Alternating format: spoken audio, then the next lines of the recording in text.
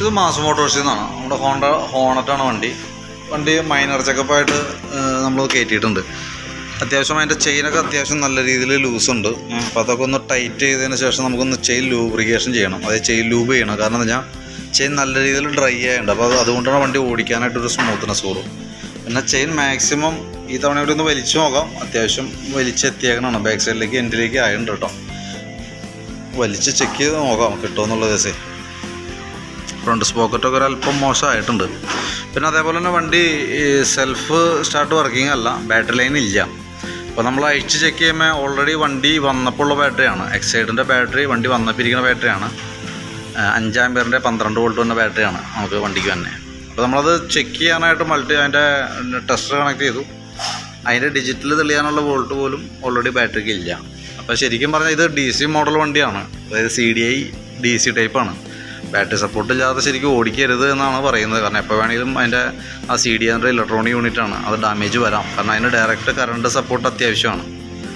അപ്പോൾ ബാറ്ററി വെക്കണത് അത്യാവശ്യമായിട്ട് ചെയ്യേണ്ട ഒരു വർക്കാണ് ബാറ്ററിയുടെ കേസ് കേട്ടോ. ഒന്ന് ശ്രദ്ധിച്ചോളാം. അപ്പോൾ നിലവിലൊന്നും പറഞ്ഞിട്ടില്ല, ജനറലായിട്ട് ജസ്റ്റ് ഒന്ന് ചെക്ക് ചെയ്യാനാണ് പറഞ്ഞത്. അപ്പോൾ നമുക്ക് അത്രയും ഭാഗം നോക്കുമ്പോൾ സെൽഫുമായി ബന്ധപ്പെട്ട് അതാണ് കംപ്ലയിൻറ്റ് കാണിക്കണേ. പിന്നെ ചെയിൻ്റെ കേസ് നോക്കാം നമുക്ക്. പിന്നെ അതേപോലെ തന്നെ നമുക്ക് അതിൻ്റെ ബാക്ക് ബ്രേക്ക് പാഡൊക്കെ നമ്മൾ നോക്കുന്നുണ്ട്.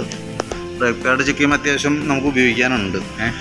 വേറെ കുഴപ്പമൊന്നുമില്ല. ഫ്ലൂയിഡ് ലെവൽ കറക്റ്റ് നോക്കണമുണ്ട്, വേറെ പ്രശ്നമില്ല. പിന്നെ അതിൻ്റെ എൻജിൻ ഓയിലിൻ്റെ കേസാണ് പിന്നെ ഉള്ളത്. ഓയിൽ നമ്മൾ ചെക്ക് ചെയ്യുന്ന സമയത്തുണ്ടല്ലോ, തീരെ മോശം എന്ന് പറയുന്ന സിറ്റുവേഷനിലല്ല, പക്ഷേ ലെവൽ കുറവ് കാണിക്കുന്നുണ്ട്. അപ്പോൾ ഏകദേശം നമുക്കുള്ളൊരു 3000 കിലോമീറ്ററൊക്കെയാണ് ഓയിൽ നല്ല രീതിയിൽ ഉപയോഗിക്കാൻ പറ്റുക. അപ്പോൾ ഇത് ശരിക്കും ഓയിൽ മാറ്റണതായിരിക്കും നല്ലത്. കാരണം എന്താ വെച്ച് കഴിഞ്ഞാൽ ലെവൽ കുറവുണ്ട്. അത്യാവശ്യം ഇതാണ് അതിൻ്റെ കളറിൻ്റെ അവസ്ഥ കേട്ടോ. അപ്പോൾ തീരെ മോശം എന്ന് പറയാനില്ല, പക്ഷെ എന്നാൽ പോലും കളർ ചേഞ്ച് ഉണ്ട് അത്യാവശ്യം. അപ്പോൾ മാറ്റുന്നതാണ് അഭികാമ്യം. കാരണം എന്ന് വെച്ച് കഴിഞ്ഞാൽ ഇത് എത്ര ഓടിക്കണമെന്നുള്ള ദിവസം നമുക്കൊരു ഐഡിയ കിട്ടില്ല. പിന്നെ ഈ പറഞ്ഞ രീതിയുടെ ഇതിനകത്തേക്ക് പുതിയ ഓയിൽ ഒഴിക്കണേലും നല്ലത് ഓയിൽ ചേഞ്ച് ചെയ്യണതാണ്. പിന്നെ ഫ്രണ്ട് ബ്രേക്കിൻ്റെ പാഡ് നമ്മൾ നോക്കുന്നുണ്ട്. ഫ്രണ്ട് ബ്രേക്കിൻ്റെ പാഡായാലും അത്യാവശ്യം ഉപയോഗിക്കാനുണ്ട്. അപ്പോൾ അതൊന്ന് അഴിച്ച് ക്ലീൻ ചെയ്തിട്ടാൽ മതി. പിന്നെ നിലവിൽ വാട്ടർ സർവീസും കാര്യങ്ങളൊക്കെ ഉള്ളൂ മെയിനായിട്ട് കേട്ടോ. ഇതിനകത്ത് സ്പീഡോമീറ്ററിനകത്ത് ഇത് ഡയല് തെളിയാനുള്ള, കാരണം എന്ന് വെച്ച് കഴിഞ്ഞാൽ അതിനുള്ള വോൾട്ട് പോലും ഡിജിറ്റൽ ഡിസ്പ്ലേ ആണ്, അത് തെളിയാനുള്ള വോൾട്ട് പോലും നിലവിൽ നമ്മുടെ ബാറ്ററിക്ക് ഇല്ലായിരുന്നു. പിന്നെ ചെയിൻ ലൂബ്രിക്കേഷൻ ചെയ്യണം. അപ്പോൾ ചെയിൻ ലൂബ് നമ്മൾ ചെയ്യണം. കാരണം എന്നാലാണ് ചെയിൻ കുറച്ചെങ്കിലും സ്മൂത്ത്നെസ് ഉണ്ടാവുള്ളൂ ഓടിക്കാനായിട്ട്. അത്രയും കേസാണ് മെയിനായിട്ട് നമ്മൾ ചെയ്യണം കേട്ടോ. അപ്പോൾ ഞാൻ അതിൻ്റെ ഒരു എസ്റ്റിമേറ്റ് നോക്കിയിട്ട് അതിൻ്റെ ഡീറ്റെയിൽസ് ഒന്ന് പറയാം. എൻജിൻ ഓയിലും ചെയിൻ ലൂബും വാട്ടർ സർവീസും ജനറൽ ചെക്കപ്പും അടക്കമുള്ള ഒരു എസ്റ്റിമേറ്റ് പറയാം. നോക്കിയിട്ടൊന്ന് പറഞ്ഞാൽ മതി. ബാറ്ററി ഡേസൊക്കെ നോക്കിയിട്ട് പറയാം കേട്ടോ. കാരണം ഞങ്ങൾ പറയാൻ പ്രകാരം അതും പ്രകാരം നമ്മൾ ചെയ്യുള്ളൂ. എന്തെങ്കിലും കൺഫേം ചെയ്തിട്ടൊന്ന് പറഞ്ഞാൽ മതി. അതനുസരിച്ച് നമുക്ക് വർക്ക് ചെയ്യാം. ഓക്കെ.